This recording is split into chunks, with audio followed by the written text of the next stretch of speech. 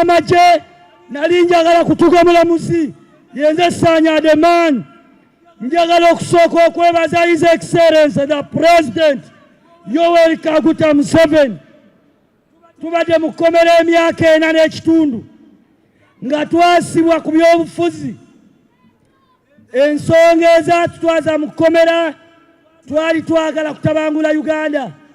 Muzeeyi ne tumukaabirira n'atuddiramu. Njagala okusinziira wano okulabula abavubuka abeetooloolera ku Kyagulanyi. Talina kiddako, ffe yatukwatisa n'alemerera n'okutugjayo. Ekyo tekyetaaga bugalo. Ekikola kye yakola Muzeeyi kyamutwagaza era tugenda kuyigga akalulu eggwanga lyonna. Sibawulira. Muzeeyi njagala okukusuubiza olweyo olukadde lwe lumanya ensonda. Tokkirizanga bamawale kubakwasa Uganda, abayaaya abasiyazi abatalina kiddako. Uganda gwomanyi gy'ogijje era gwomanyi gy'eraga. Ffe olwaleero tuyimiridde okutaasa Abannayuganda obukadde 4 abeeteekateeka okukola effujjo ffe twalabako. Muzeeyi ensonga ey'okubiri wano tuyinza obutaddawo ebintu byaffe byasaanawo nga otulaba we tuli. Muzeeyi tusaba obeeke ebbaasa taata embeera gye tulimu. Bwe twayambala essaati yo n'otuyimbula enzira Kyagulanyi yatugamba tugenda kulya enfuufu. Muzeeyi ensisinkano nyaffe naawe katubeerenga abalabye Yesu olwaleero.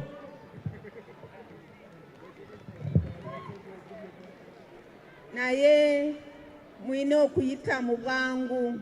Nedda katuulire ekiwandiiko. President of the Republic of Uganda, General Yoweri Kaguta Museveni.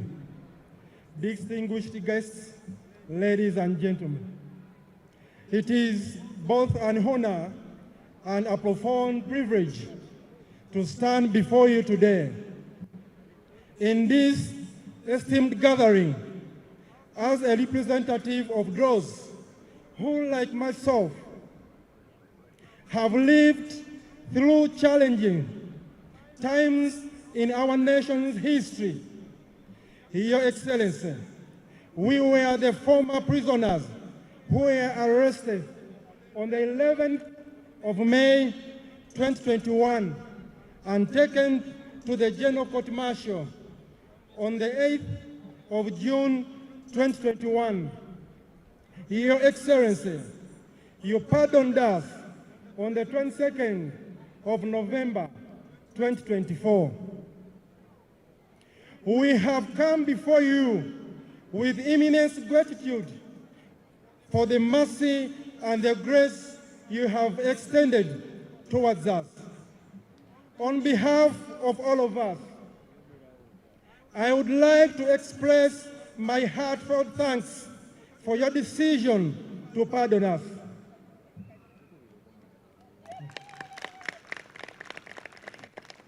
This act of clemency is not only of a person to reprieve, but a symbol of your commitment to reconciliation, healing, and national building. It is a statement to your leadership, your sense of justice, your belief in the possibility of the unified Uganda, where all citizens can contribute towards its development. Your Excellency, we stand before you today not as victims, but as witnesses to the resilience of the Ugandan spirit, a spirit that has endured through adversity.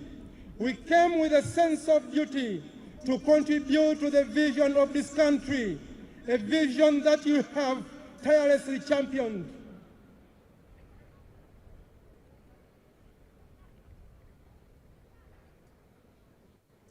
However, in the process of being away from our families, our businesses and our homes, we have returned to find that much has been lost. Our wealth, our properties, and sometimes our dignity. Thus, we humbly request your support in facilitating our integration into the society by forming a committee ready to receive us and listen to our problems. We recognize that path to recovery may not be easy, but with your assistance and leadership, we know that together we can rebuild ourselves, contribute meaningfully to the development of Uganda, stand a living statement to the power of forgiveness and unity. Your Excellency, we are aware that the journey ahead has challenges. We are committed our part in assuring that Uganda remains on path of peace, stability, and progress. In this spirit, we give you our assurance. We will be active participants in mobilizing, sensitizing, and encouraging fellow Ugandans to vote, to protect the integrity of the vote, and to stand with you as you to continue to steer this great nation forward. We promise to do so with due diligence, passion, and unwavering commitment, because we believe in Uganda's future. We believe in the vision you have laid out for us, and we are determined to be part of it, working not only for our betterment, but for the betterment of every Ugandan citizen. Your Excellency, we can't tell which words to use in the endless efforts and the motherly contributions rendered to us by Honorable Alice Kaboyo. Bearers, abo bonna batukwatidde flaaga, the leaders of the different groups, abakulembeze b'ebibiina ebyenjawulo ebiri wano, the converts, abakyuse bannaffe, the ones who are in jail, abo bonna abaali mu makomera. Okusookera ddala, I want to congratulate the former prisoners njagala for getting out of prison. Njagala okukulisa bannaffe abo ababadde mu makomera okuba nti basobodde okuvaayo. It's good they are admitting their mistakes. Ekirungi bakkiriza ensobi zaabwe, And that's why I forgave them. era y'ensonga lwaki nasobola okubasonyiwa.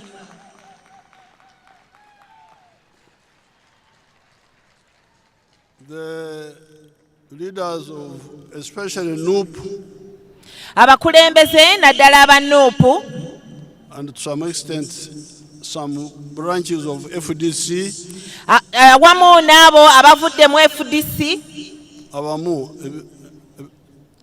obutundu obumu bwa FDC. kyekyo taata, they are very poor leaders abo bakulembeze si balungi because they endanger young people, olw'ensonga nti babuzaabuza abantu baffe abato abakyali abato, endanger bayingiza mu kabenje, babulabe bayingiza mu kabi, babulabe gye muli babayingiza mu bikyamu. it's not just bukyamu, very serious bukyamu. Babateeka mu bulabe. What they were telling you to do was very dangerous for your lives. Bye babadde babagamba okukola bibadde biteeka obulamu bwammwe mu kabi. Indeed, we lost some youth Ekyamazima tulina abamu ku bavubuka be twafiirwa during the riots mu biseera ebyo we baali beekalakaasiza. So I'm glad you have now seen the mistake. N'olwekyo ndi musanyufu okuba nti musobodde okulaba ensobi ezo. And I have heard your memorandum. Era mpulidde ekiwandiiko kyammwe. We shall see how to assist you. Tujja kulaba engeri gye tuyinza okubayamba.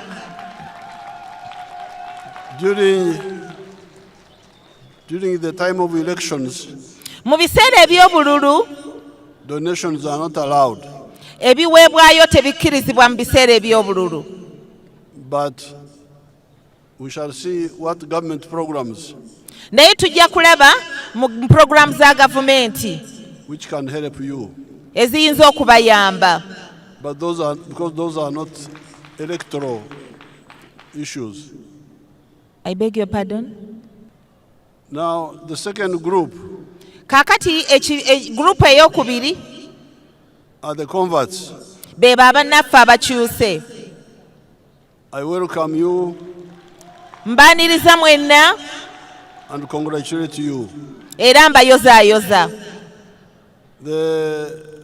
These opposition parties Ebibiina bino ebyobufuzi ebiwakanya gavumenti have no value tebirina makulu. because I have been here for the last 65 years. Kubanga mbaddewo wano okumala emyaka 65 egiyise Watching. nga mbalaba mbatunuulira. First of all, we had the old parties, DP, Kabaka Yeka, UPC. Twalinawo ebibiina ebikadde, Kabaka Yekka, UPC, DP. Those were based on sectarianism.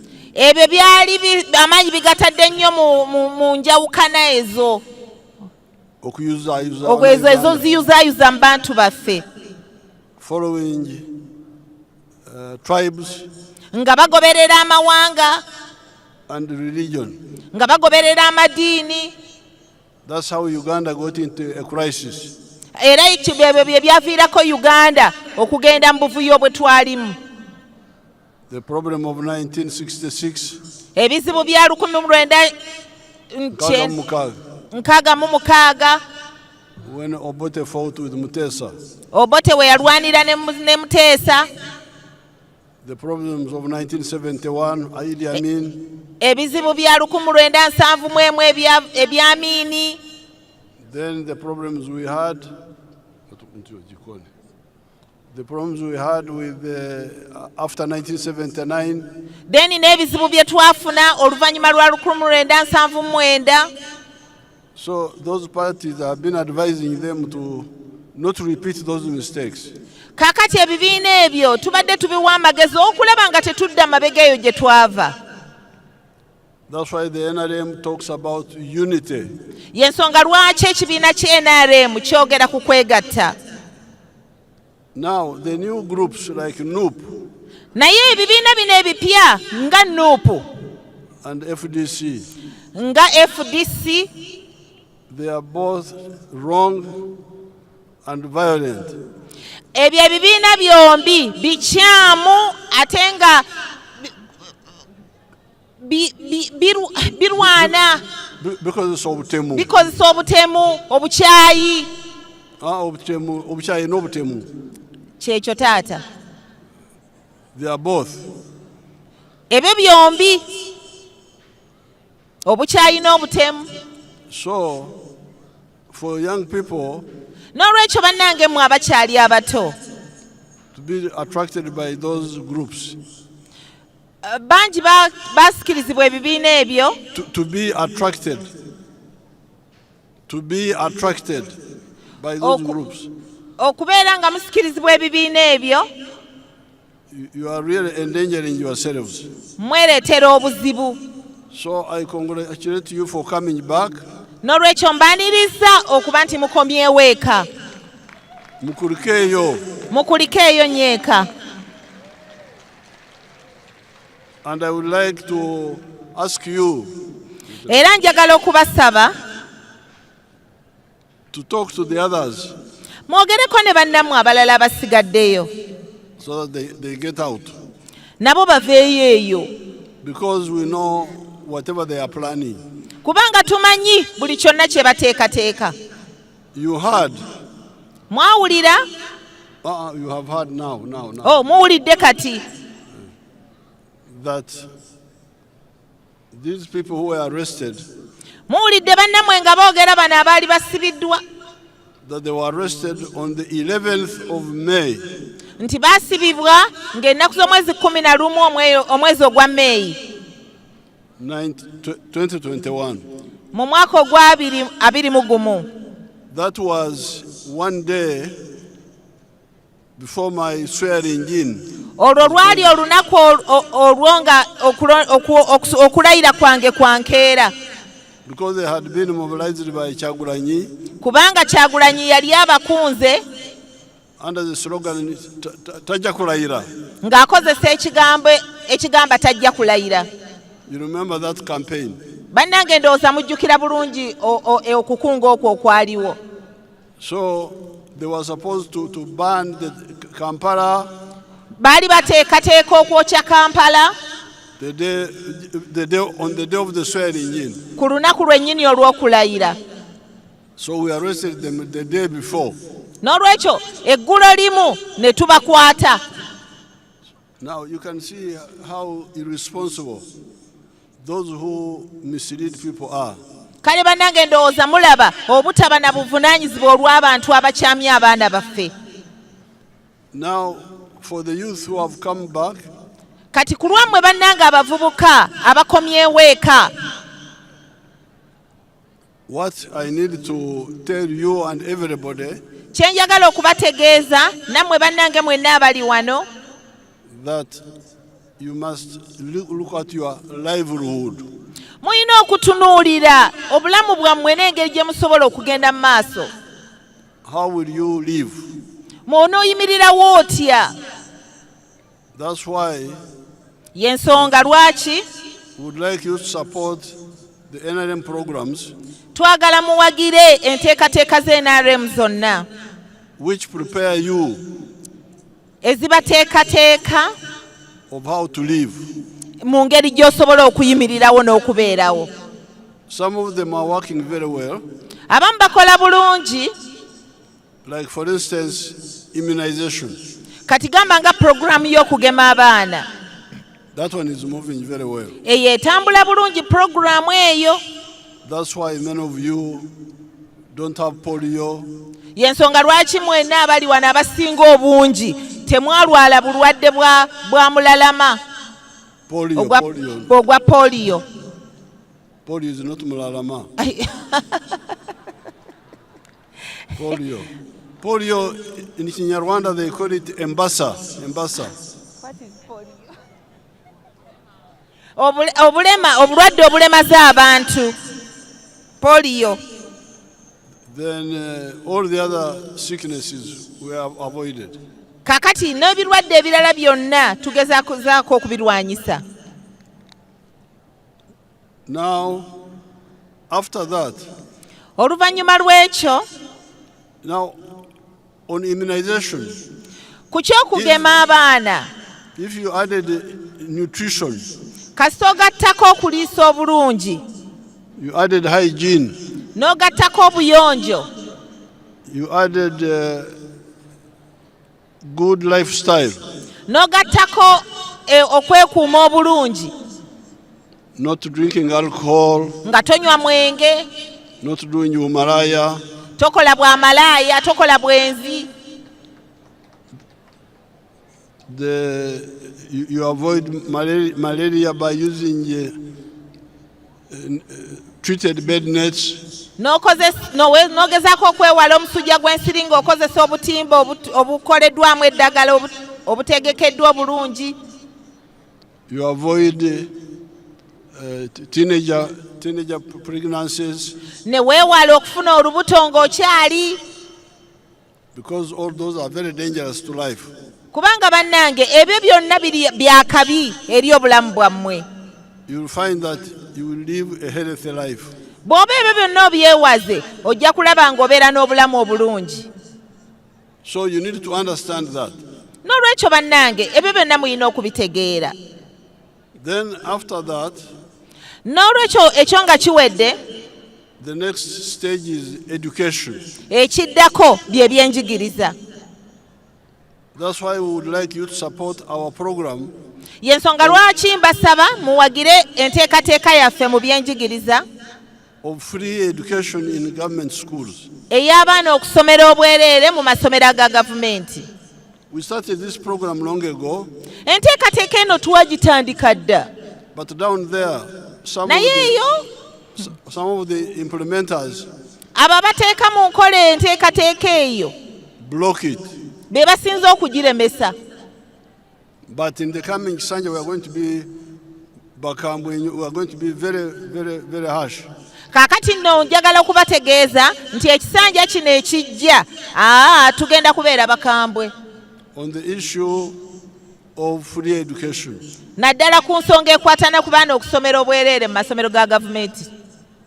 The head teachers have been using the pretext of not having enough teachers. Abakulu b'amasomero babadde balina kye bakozesa nga beekwasa ekyokuba nti tebalina basomesa bamala, And that they are hiring additional teachers locally. nga balaga nti bapangisa abasomesa abalala eyo ebweru eyo, Bawandika. nga bawandiika nga bawa emirimu abasomesa abo abalala. Now we have done the calculation.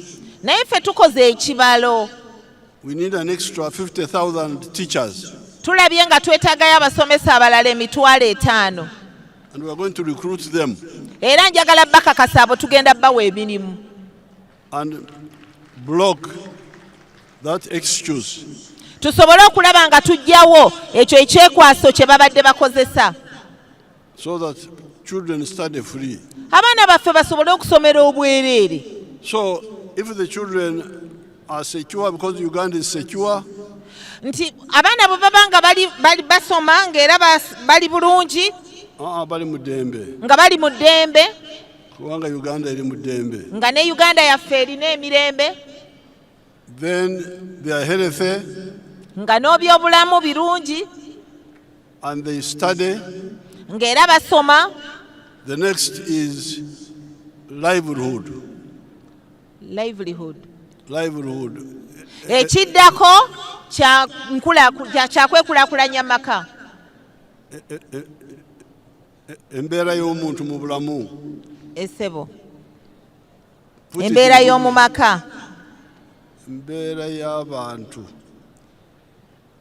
Whether they are livelihood, how you live, how you engeri survive. y'okubeerawo, engeri y'okwebeezaawo. Now, this is where we say Wano we tugambira livelihood has got 4 sectors.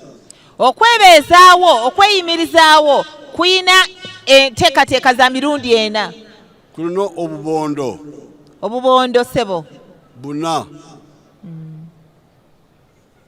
Translate it properly. okusobola okweyimirizaawo obulungi waliwo obubondo bwa mirundi ena bwe tusobola okuyitamu. The first one Akasookera ddala is commercial agriculture with ekibalo. bye by'obulimi n'obulunzi ebiyingiza ssente nga biriko ekibalo. This one I've been telling you about so many times. Kino mbadde nkibagamba emirundi mingi bannange.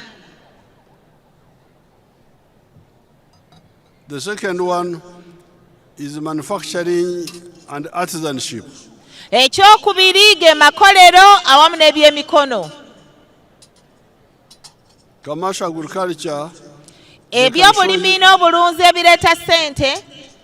they can show you some video here.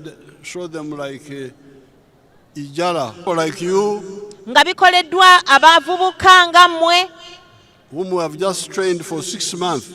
ng'ate tubatendekedde emyezi 6 gyokka. Eyo ako ke kabondo akokubiri. The third sector are services, Akabondo akokusatu bwe buweereza. like border borders, Gamba ng'abannaffe abavuga booda booda, like taxis, abakola mu takisi, hospitality like hotels, abakola mu ziwoteeri, entertainment, ebyokusanyusa, all that is services. ebyo byonna bigwa mu ttuluba ery'obuweereza. And the fourth sector Era n'akabondo akookuna is the ICT. ke ebyo ebyakalimagezi. So therefore, you need to see where you can go. Era n'olw'ensonga eyo bannange, ebyo byonna bw'obitunuulira osobola okulondako w'osobola okugwa. And what we have done Era kye tusobodde okukola is to prepare cheap capital kwe kulaba nga tuteekawo enteekateeka ey'okubafunirawo ku nsimbi ezitakaluba, ezitayinza kubakaluubirira okusobola okutandika for every sector. mu buli kabondo. That's why you hear PDM. Yensonga lwaki muwulira ssente eza PDM for agriculture. eziyamba ku bali mu by'obulimi n'obulunzi. Then we have emyoga Ne tubeera n'emyoga for other skills. eziyambako mu obwo obubondo obw'enjawulo, obukugu obw'enjawulo. Then we have now got capital for ghettos. Kati tutaddewo n'ensako egenda okuyamba ku baana baffe abali mu ghetto. Then we have got capital for border borders. Tutaddewo n'ensako ey'abaana baffe aba bodaboda. I totally agree that we should create a fund for the taxis. Era nzikiriziganya nammwe nti mu buli ngeri tulina okusaawo ensako ey'abantu baffe abali mu takisi. And then we are going to create a fund for fisheries. Tugenda kutondawo n'ensako eyamba ku bantu baffe abali mu by'okuvuba. And also add a fund for the leaders. Era tugenda kugattako n'ensako eyamba ku bakulembeze in the rural areas. Daddala mu bitundu eby'ebyalo. Also for the religious institutions, we shall create funds for their leaders. Kati ne bannaffe abali mu nzikiriza ez'enjawulo nabo tugenda bateerawo ensako ebayambako. So therefore, the whole idea n'olw'ensonga eyo ekirowoozo kyonna is that nobody should be idle. Tewali ayina kulekerwa mabega yeekwase nti talina kyakola. So therefore, you the young people who have come from the opposition, go back to your areas and you see where you can enter any of those programs. Kakati mwe bannaffe abavubuka abavudde mu bibiina ebirala tubasaba era tubakubiriza mugende mu bitundu byammwe musobole okulaba engeri gye mwenyigira mu nteekateeka zino. Because there is a program everywhere in Uganda. Kubanga enteekateeka zino ziri mu buli kitundu kyonna ekya Uganda. You belong to a parish. Bw'obanga oli mu muluka. You belong to a constituency where the Myoga money is. Kubanga emyoga giri ku constituency level. Giri ku mutendero gwa constituency. If you are in the ghetto. Bw'obanga oli mu ghetto. So wherever you are, there is a fund. Buli wonna w'oneekyusa bw'oti waliwo enteekateeka eyo. And where it is not yet clear, we shall put it. That's because it is the same principle. Era bw'onaabanga waliwo wekitambikiddwa bulungi bwonna tujja kufuba okulaba nga tuteekawo enteekateeka eyo. The good thing with these funds. Eky'omukisa omulungi ku nsako eno oba ku nsako zino. If for instance you take PDM. Nti bw'obanga okutte ssente za PDM. You take 1 million. Ofuna akakadde kamu. And you pay back to your circle. ate ssente ezo ozizza mu ssaako yammwe ozizza mu kibiina kyammwe bw'oba osasula. After 2 years, oluvannyuma lw'emyaka 2 teebereza you give 1,125,000. oluvannyuma lw'emyaka 2 okomyawo akakadde kamu n'emitwalo 12,500. Now you compare with what the money lenders have been giving you. Kaakati bannange geraageranya nabana ababadde babawola ensimbi ssente amagoba ge babaweerako. I hear if somebody would give you 1 million, mpulira nti oli bw'aba akuwoza akakadde kamu, you would pay him 5,800,000 a year. mbozaayo obukadde 5 omwaka N'emitwalo 8. mu emitwalo 8. So this is the theft. mazima buno bubbi bwennyini. That's why the border borders. Yensonga lwaki abaana baffe aba bodaboda we're talking of akamyu okugula ente. abaana baffe aba bodaboda babadde batugamba nti mu mazima agula akamyu yeewola akamyu ate n'asasula nte. N'asasula seddume. Moreover aga seddume. Yewoza akamyu n'asasula seddume. Now that's what we don't want. mazima ekyo kye twagala okutaasa. So I was happy to come here. N'olwekyo ndi musanyufu bannange kubanga nzize wano olwaleero And hear all those groups which are here. n'okusobola okuwuliriza era n'okulaba groups zonna eziri wano. And they have given me their memorandums. Era mumpadde ebiwandiiko byammwe. So we are going to study them. Tugenda kubyetegereza. And see how to assist you. Era tulabe